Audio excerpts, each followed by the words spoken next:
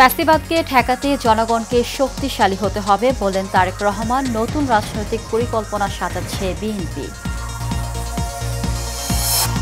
প্রধান উপদেষ্টা ঘোষিত সময় হবে নির্বাচন বললেন আসিফ নজরুল। দুদক ও ইসি সংস্কার নিয়ে 2 মাসের মধ্যেই আইন।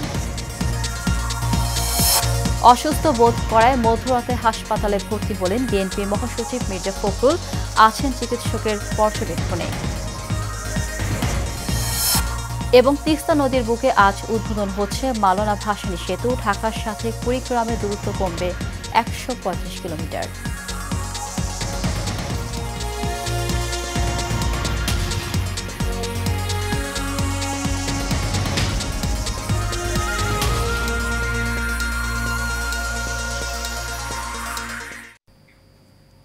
স্বাগত এশিয়ান নিউজে, সঙ্গে আছি জেসমিন ইভা। শুনছিলেন বিআরবি কেবল ইন্ডাস্ট্রিজ লিমিটেড সংবাদ শিরোনাম। এবার চলে যাব পুরো খবরে। গণতন্ত্রকামী রাজনৈতিক দলগুলোর মধ্যে দূরত্ব তৈরি হলে রাষ্ট্র এবং রাজনীতিতে পতিত পরাজিত পলাতক ফ্যাসিস্ট চক্রের পুনর্বাসনের পথ সহজ হয়ে উঠবে বলে মন্তব্য করেছেন বিএনপির ভারপ্রাপ্ত চেয়ারম্যান তারেক রহমান। রাজধানীর চীন মৈত্রী আন্তর্জাতিক সম্মেলন কেন্দ্রে স্বেচ্ছাসেবক দলের ৪৫তম প্রতিষ্ঠা বার্ষিকী উপলক্ষে আয়োজিত আলোচনা সভায় ভার্চুয়ালি যোগ দিয়ে এই মন্তব্য করেন তিনি। বিস্তারিত মণ্ডল এনামের রিপোর্টে। স্বেচ্ছাসেবক দলের ৪৫তম প্রতিষ্ঠা বার্ষিকী উপলক্ষে রাজধানীর চীন মৈত্রী আন্তর্জাতিক সম্মেলন কেন্দ্রে এই আলোচনা সভায় ভার্চুয়ালি যোগ দেন বিএনপির ভারপ্রাপ্ত চেয়ারম্যান তারেক রহমান।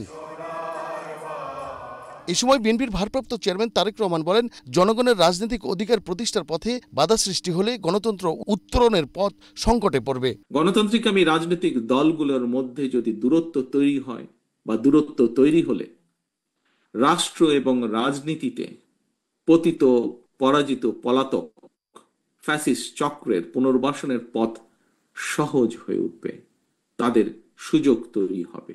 সংবিধান কিংবা লিখিত বিধিবিধান দিয়ে ফ্যাসিবাদ ঠেকানো যায় না। জনগণকে রাজনৈতিকভাবে শক্তিশালী করার বিকল্প নেই বলেও জানান তারেক রহমান। এখন ফ্যাসিবাদ বিরোধী গণতান্ত্রিক শক্তির নিজেদের মধ্যে নিত্য নতুন ইস্যু নিয়ে অহেতুক বিতর্কে লিপ্ত হওয়া শহীদদের আত্মত্যাগের প্রতি অবমাননার শামিল বলে একজন রাজনৈতিক কর্মী হিসাবে আমি মনে করি। মণ্ডল এনাম, এশিয়ান টেলিভিশন, ঢাকা। আগামী বছরের ফেব্রুয়ারিতে জাতীয় নির্বাচন, এরপর অন্তর্বর্তী সরকার বিদায় নেবে বলে জানিয়েছেন আইন উপদেষ্টা আসিফ নজরুল। সচিবালয়ে সাংবাদিকদের প্রশ্নে এইসব কথা জানান তিনি। নির্বাচন নিয়ে রাজনৈতিক দলগুলোর বিভিন্ন সময় বিভিন্ন বক্তব্যকে রাজনৈতিক প্রক্রিয়া বলে মন্তব্য করেন আইন উপদেষ্টা। বিস্তারিত নূর মোহাম্মদ ভুইয়ার রিপোর্টে। চলতি মাসে অন্তর্বর্তী সরকারের প্রধান উপদেষ্টা ডক্টর মোহাম্মদ ইউনূস জাতির উদ্দেশ্যে দেওয়া ভাষণে নির্বাচন কমিশনকে আগামী ফেব্রুয়ারিতে ত্রয়োদশ জাতীয় সংসদ নির্বাচন আয়োজনের নির্দেশনা দেন। এরপর থেকে নির্বাচনের সময়সীমা নিয়ে রাজনৈতিক দলগুলোর মধ্যে দেখা দেয় মতবিরোধ। এ নিয়ে সচিবালয় আইন উপদেষ্টা বলেন, নির্বাচন অনুষ্ঠানের দায়িত্ব সরকারের, কোনো রাজনৈতিক দলের না। ফেব্রুয়ারিতে নির্বাচন করতে সরকার দৃঢ় প্রতিজ্ঞ। নির্বাচন অনুষ্ঠানের দায়িত্ব সরকারের, নির্বাচন অনুষ্ঠানের দায়িত্ব বলে না। নির্বাচন অনুষ্ঠানে সরকার দৃঢ় প্রতিজ্ঞ। সকল কিছুই আমাদের যত স্টেপস আছে সকল কিছু আমরা মাথার মধ্যে এটাই রাখছি যে ফেব্রুয়ারিতে নির্বাচন, আমরা ফেব্রুয়ারিতে চলে যাব। নির্বাচন নিয়ে রাজনৈতিক দলের ভিন্ন মতের বক্তব্যকে রাজনৈতিক কৌশল বলে মনে করেন আইন উপদেষ্টা। এখন রাজনৈতিক দল তো বিভিন্ন উদ্দেশ্যে বিভিন্ন কথা বলে এবং ওইটা তো একটা রাজনীতির প্রক্রিয়া। আপনারা তো এটা সবসময় দেখছেন। এখন বাংলাদেশে যারা ট্র্যাডিশনালি যে সমস্ত রাজনৈতিক কথাবার্তা হতো, এখনো ঠিক ওই রকম ভাবেই কথাবার্তা হচ্ছে। কথাবার্তার খুব বেশি গুণগত পরিবর্তন হয় না। ফলে নির্বাচনের সময় নিয়ে কে কি বললো না বললো, এটা আপনার রাজনৈতিক প্রক্রিয়ার অংশ হিসেবে দেখবেন। আমাদের সরকারের পক্ষ থেকে আমরা দৃঢ় প্রতিজ্ঞ আছি। বাংলাদেশের রাজনৈতিক পট পরিবর্তনের পরও দলগুলোর কথাবার্তায় খুব বেশি গুণগত পরিবর্তন হয়নি বলেও জানান আসিফ নজরুল। উনি নিজে ঘোষণা করেছেন এবং ওনার এই ঘোষণা থেকে আমাদের পিছিয়ে আসার বিন্দুমাত্র চিন্তা নেই। বিন্দুমাত্র। নূর মোহাম্মদ ভুইয়া, এশিয়ান টেলিভিশন, ঢাকা। অসুস্থ বোধ করায় বিএনপি মহাসচিব মির্জা ফখরুল ইসলাম আলমগীরকে রাজধানীর একটি বেসরকারি হাসপাতালে ভর্তি করা হয়েছে। মঙ্গলবার দিবাগত রাত 1টায় তাকে হাসপাতালে ভর্তি করা হয়। বিএনপি মিডিয়া সেলের সদস্য শায়রুল কবির খান জানান, মঙ্গলবার সন্ধ্যায় হযরত শাহজালাল আন্তর্জাতিক বিমানবন্দরে থাইল্যান্ড থেকে চিকিৎসা শেষে মির্জা ফখরুল ইসলাম আলমগীর দেশে ফেরেন। এরপর রাত 11টা পর্যন্ত তিনি গুলশানে এক বৈঠকে অংশ নেন। সে সময় অসুস্থ বোধ করলে তাকে হাসপাতালে নেওয়া হয়। সেখানে অধ্যাপক ডক্টর এম মোমেনুজ্জামানের তত্ত্বাবধানে বিএনপি মহাসচিবকে হাসপাতালে ভর্তি করা হয়। বর্তমানে তিনি চিকিৎসকের নিবিড় পর্যবেক্ষণে রয়েছেন।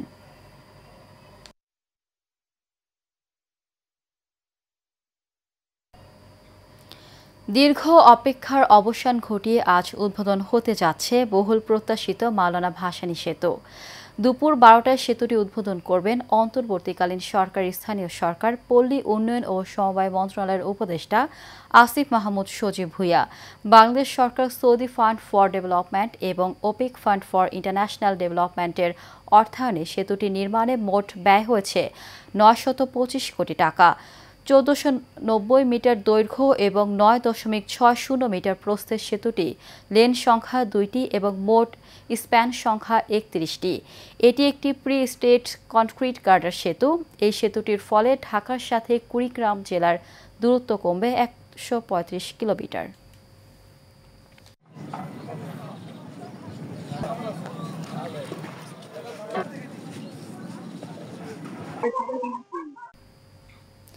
দর্শক, মাওলানা ভাসানী তিস্তা সেতুর উদ্বোধনের আরও খবর জানিয়েছেন সহকর্মী মোকসেদ আল মামুন। কিন্তু আজ উদ্বোধন হতে যাচ্ছে গাইবান্ধার সুন্দরগঞ্জে তিস্তার বুকে নির্মিত যে সেতু রয়েছে 1490 মিটার মাওলানা ভাসানী তিস্তা পিসি গার্ডার সেতু। এটি কিন্তু আজ উদ্বোধন হবে বেলা 12টায়। আর উদ্বোধন করবেন স্থানীয় সরকার ও পল্লী উন্নয়ন সমবায় মন্ত্রণালয়ের ও ক্রিয়া উপদেষ্টা জনাব মোহাম্মদ আসিফ মাহমুদ সজীব ভুঁইয়া। আর এই সেতু উদ্বোধনের পরেই কিন্তু সর্বসাধারণের জন্য উন্মুক্ত হবে এবং এখানে কিন্তু সর্বসাধারণের একটি ভোগান্তি কমে আসবে বলে আমরা আশা করছি। এই সেতু সম্পর্কে যদি আমি একটু আপনাদের বলে রাখতে চাই যে এটি কিন্তু সৌদি রাষ্ট্রের অর্থায়নে এবং এলজির তত্ত্বাবধানে প্রায় 885 কোটি টাকা ব্যয়ে কিন্তু এই সেতুটি নির্মাণ হচ্ছে।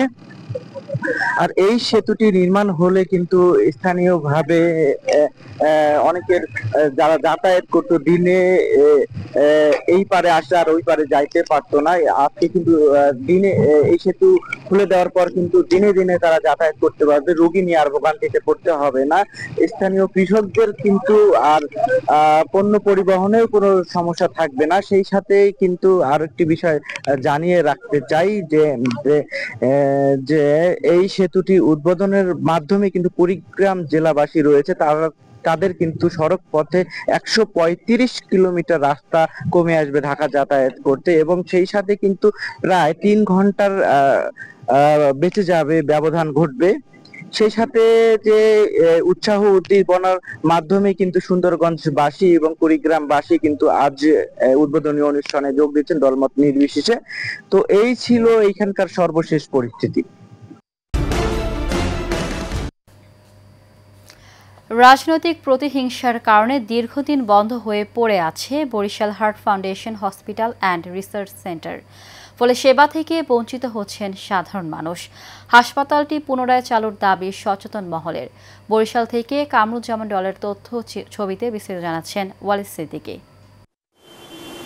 বরিশাল নগরীর নিউ সার্কুলার রোডে 2006 সালে বরিশাল হার্ট ফাউন্ডেশন হাসপাতাল অ্যান্ড রিসার্চ সেন্টারটি উদ্বোধন করেন সাবেক প্রধানমন্ত্রী বেগম খালেদা জিয়া। তবে দীর্ঘদিন ধরে হাসপাতালটি বন্ধ থাকায় চিকিৎসা থেকে বঞ্চিত বরিশালবাসী। ফলে হার্টের চিকিৎসা নিতে যেতে হচ্ছে ঢাকা কিংবা বিদেশে। হাসপাতালটি চালু হওয়ার পর অল্প টাকায় চিকিৎসা পেত রোগীরা। স্থানীয়দের অভিযোগ, হাসপাতালটি বেগম খালেদা জিয়া উদ্বোধন করায় বন্ধ করে দেয় আওয়ামী সরকার। আমাদের বরিশাল শহরের ভিতরে একটাই হাসপাতাল, যেটা আর কোথাও নেই। এটা মূলত এখন কার্যক্রম সম্পূর্ণ বন্ধ। আমরা চিন্তা করছিলাম যে হার্ট ফাউন্ডেশন আমাদের সুন্দর একটা জায়গায় অবস্থিত, আমরা সেবা পাবো, সমস্ত সেবার থেকে আজ আমরা বঞ্চিত। এই আস্তে আস্তে কর্মচারী চলে গেছে, আমি শুধু একাই পড়িয়েছি। এখন তো মরা, সোজা কথা, সোজা বাংলা হলো মরা। দাবি হলো যেন এইটা অতি শীঘ্রই চালু হয় এবং এই গরিব রোগীরা বিভিন্ন গ্রাম থেকে গঞ্জের থেকে আসে, তারা যেন সুচিকিৎসা পায়। সচেতন মহল বলছে রাজনৈতিক প্রতিহিংসার কারণে হার্ট ফাউন্ডেশনের কার্যক্রম বন্ধ ছিল দীর্ঘদিন। অবিলম্বে চালুর দাবি তাদের। স্থবিরতা দূর করার জন্য অবিলম্বে এতে প্রয়োজনীয় ওষুধপত্র, চিকিৎসা সেবাদানকারী যারা ডাক্তার সেবিকা এদেরকে নিয়োগ আর উন্নয়নের জন্য যে সমস্ত পদক্ষেপ নেয় এগুলো নেওয়া প্রয়োজন রয়েছে। দেশনেত্রী বেগম খালেদা জিয়া তিনি চেয়েছিলেন যে বরিশাল হার্ট ফাউন্ডেশনের মাধ্যমে বরিশাল বিভাগের লোকজন যেন এখানে চিকিৎসা পায়। পুনরায় বরিশাল হার্ট ফাউন্ডেশন হাসপাতাল অ্যান্ড রিসার্চ সেন্টারটি চালু করতে পদক্ষেপ নেবে সরকার, এমনটাই দাবি দক্ষিণ অঞ্চলের মানুষের। Walid Siddiqui, Asian television. ময়মনসিংহ সদর উপজেলার পরাণগঞ্জ ইউনিয়নের ৭ নং ওয়ার্ডে ধর্ষণ চেষ্টার অভিযোগে মামলা করায় এলাকায় উত্তেজনা ছড়িয়ে পড়েছে। স্থানীয় সূত্রে জানা যায়, ওই ইউনিয়নের মোহাম্মদ আলতাফ মিয়ার স্ত্রী মোসাম্মদ শাহনাজ বেগমকে একই গ্রামের জাহাঙ্গীর ও তার সহযোগীরা ধর্ষণের চেষ্টা চালায়। এই ঘটনায় ভুক্তভোগী শাহনাজ বেগম বাদী হয়ে কোতোয়ালি মডেল থানায় লিখিত অভিযোগ দায়ের করেন। অভিযোগ দায়েরের পর গ্রামবাসীর একাংশ শাহনাজ বেগমের বাড়ি ঘেরাও করে। খবর পেয়ে কোতোয়ালি মডেল থানার পুলিশ ঘটনাস্থলে পৌঁছে পরিস্থিতি নিয়ন্ত্রণে আনেন। এই ঘটনায় এলাকায় বিভক্তি সৃষ্টি হয়েছে। এই বিষয়ে তদন্তকারী কর্মকর্তা জানান, অভিযোগের ভিত্তিতে তদন্ত চলছে।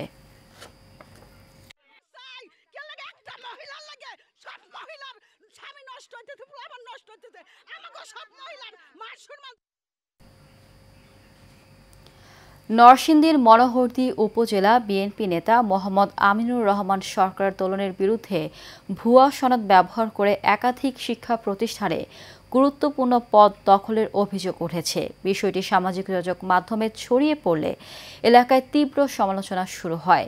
দোলন দাবি করে আসছেন, তিনি ১৯৯৫ সালে চুয়াডাঙ্গা আলমডাঙ্গা সরকারি কলেজ থেকে ইসলামের ইতিহাসে মাস্টার্স করেছেন, কিন্তু কলেজের বর্তমান অধ্যক্ষ ডক্টর মোহাম্মদ মফিজুর রহমান জানান, সেই বছর কলেজে মাস্টার্স কোর্স চালুই হয়নি এবং আমিনুর রহমান নামে কোনো শিক্ষার্থীর নামও রেকর্ডে নেই। ফলে সনদটি ভুয়া বলে জানান তিনি।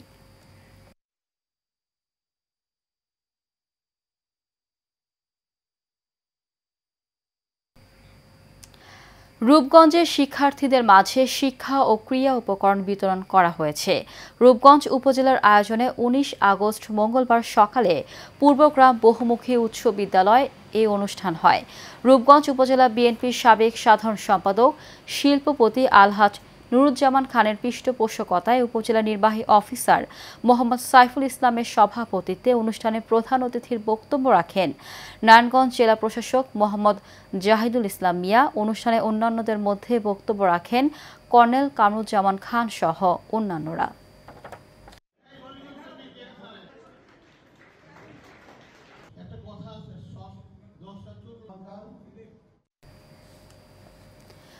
শিল্প কারখানায় বিষাক্ত তল বজ্রে দূষিত হচ্ছে ময়মনসিংহের নদ নদী ও খাল বিলের পানি। বাধ্যবাধকতা থাকলেও অনেক কারখানায় নেই ইটিপি, আবার যাদের আছে তারা রাতে ইটিপি বন্ধ রেখে সরাসরি ফেলছে বজ্র। ফলে অপরিশোধিত কালো ও দুর্গন্ধযুক্ত পানিতে মরছে মাছ, নষ্ট হচ্ছে কৃষকের কষ্টের ফসল। মোহাম্মদ আবুল মনসুরের তথ্যচিত্রে বিস্তারিত জানাচ্ছেন শোয়েব সাত্তার লিজন। ১.৫ দশক আগেও যে নদ নদী ও খালে চলত পালতোলা নৌকা, ছিল স্বচ্ছ পানি, শিল্প কারখানার দূষণে এগুলো এখন শুধুই স্মৃতি। স্বচ্ছ পানি কালো রং ধারণ করে ছড়াচ্ছে দুর্গন্ধ, নেই মাছ, জলাধারের পানি ব্যবহারে নষ্ট হচ্ছে কৃষকের ফসল, পানি স্পর্শে দেখা দিচ্ছে চর্মরোগও। ঢাকার সাথে সহজ যোগাযোগ ও শ্রমিক সহজলভ্যতার কারণে ময়মনসিংহের ভালুকা ও ত্রিশালে গড়ে উঠেছে ছোট বড় অসংখ্য শিল্প কারখানা। এসব কারখানার বর্জ্যে পরিশোধনের নিয়ম নীতি থাকলেও তা মানছে না অনেক প্রতিষ্ঠান। ফলে বিষাক্ত কালো ও দুর্গন্ধযুক্ত পানি সরাসরি পড়ছে নদ নদী ও খাল বিলে। সমস্ত এরিয়ার দূষিত পানিগুলো এই নদী দিয়ে আসতেছে, যার কারণে পরিবেশ দূষিত হচ্ছে এবং নদীর পানিটা অল টাইম কালো থাকে। এই নোংরা পরিবেশের কারণে ঘাস পর্যন্ত মারা যায়, গরু ছাগল অসুস্থ। এই নদীর পানিতে গোসল তো দূরের কথা, আমরা যদি হাত পাও ধুই তাহলে হাত পায়ে চুলকানি বা অ্যালার্জি শুরু হয়ে যায়। মেডিসিন মারা পানি এই নদী দিয়ে আসলে পরে এই যাওয়া আসা করা যায় না। আগে অনেকে আয়া বাতাস খাইতো, বিকালবেলা আয়া ছেলে মেয়েরা অনেকে আইতো, কিন্তু এই পানি দূষিতর কারণে গন্ধ এই কেউ দাঁড়ায় না যায়। জলাশয় দূষণকারী শিল্প কারখানাগুলোর বিরুদ্ধে ব্যবস্থা নিতে জাতীয় নদী রক্ষা কমিশন আইন বাস্তবায়নের দাবি জানান নাগরিক নেতারা। যে কোনোভাবে নদীর পানিকে দূষিত করা এটি আইনত দণ্ডনীয়। যারা এটি করছে তাদের বিরুদ্ধে যথাযথ শাস্তির ব্যবস্থা করতে হবে। এদিকে পরিবেশ অধিদপ্তর বলছে আইপি ক্যামেরা দিয়ে পর্যবেক্ষণ করা হচ্ছে কারখানাগুলোর ইটিপি, প্রয়োজনে নেওয়া হচ্ছে আইনি ব্যবস্থা। আমরা সেখানে মোবাইল কোড করতে পারি, আমরা কয়েকটা ইস্যুতে, এবং সেখানে আমরা এনফোর্সমেন্ট কার্যক্রম করতে পারি, সেখানে আমরা বিদ্যুৎ এবং গ্যাস সংযোগ বিচ্ছিন্ন করতে পারি, এবং একই সাথে সেখানে আমরা ক্ষতিপূরণও আদায় করতে পারি। আধুনিক নগরায়নের নামে পরিবেশ ধ্বংসকারী শিল্প কারখানার বিরুদ্ধে কঠোর হবে সংশ্লিষ্ট কর্তৃপক্ষ, এমনটাই প্রত্যাশা এলাকাবাসীর। Soyaib Sattar Lizon, Asian television. সম্মিলিত ব্যবসায়ী ঐক্য ফোরাম আয়োজিত হাজী রাশেদ আবুল হোসেন পরিষদের প্যানেল পরিচিতি অনুষ্ঠান ঢাকার স্থানীয় এক হোটেলে অনুষ্ঠিত হয়। আগামী 30 August Bangladesh billboard advertising owners association কার্যনির্বাহী কমিটির নির্বাচন অনুষ্ঠিত হবে। নির্বাচনকে সামনে রেখে হাজী রাশেদ আবুল হোসেন পরিষদের প্যানেল পরিচিতি অনুষ্ঠান অনুষ্ঠিত হয়। প্যানেল পরিচিতি অনুষ্ঠানে প্রধান অতিথি ছিলেন রূপায়ণ আর্ট ভিউ এর ম্যানেজিং পার্টনার এবং রূপায়ণ গ্রুপের vice chairman Mohammad Ali Akbar Khan Ratan. Bangladesh billboard advertising owners association কার্যনির্বাহী কমিটির আসন্ন নির্বাচনে ব্যবসায়ী ঐক্য ফোরামের নেতৃবৃন্দ হাজী রাশেদ আবুল হোসেন প্যানেলকে বিপুল ভোটে জয়যুক্ত করে আগামীতে ব্যবসা বান্ধব ও প্রতিনিধিত্বশীল অ্যাসোসিয়েশন গঠনের লক্ষ্যে সংগঠনের সম্মানিত সদস্যদের প্রতি আহ্বান জানান প্যানেলের সদস্যরা।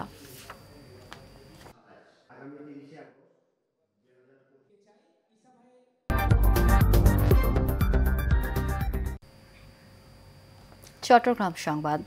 চট্টগ্রামের সীতাকুণ্ড সলিমপুর ইউনিয়নবাসীর সাথে নাগরিক সেবা বিষয়ক গণশুনানি করেছেন চট্টগ্রাম জেলা প্রশাসক। মঙ্গলবার সকালে 11টায় 10 নং সলিমপুর ইউনিয়নের মাঠ প্রাঙ্গণে এই গণশুনানি অনুষ্ঠিত হয়।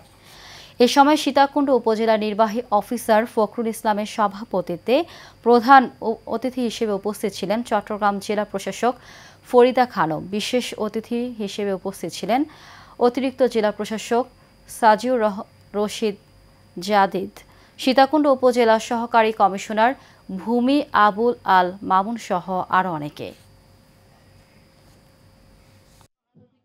শেষ করব এশিয়ান নিউজ। তার আগে বিআরবি কেবল ইন্ডাস্ট্রিজ লিমিটেড সংবাদ শিরোনামগুলো জানিয়ে দিব আরও একবার।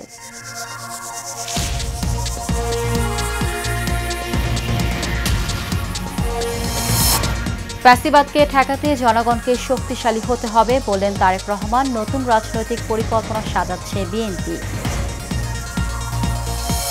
প্রধান উপদেষ্টা ঘোষিত সময় হবে নির্বাচন বললেন আসিফ নজরুল। দুদক ও ইসি সংস্কার নিয়ে 2 মাসের মধ্যেই আইন।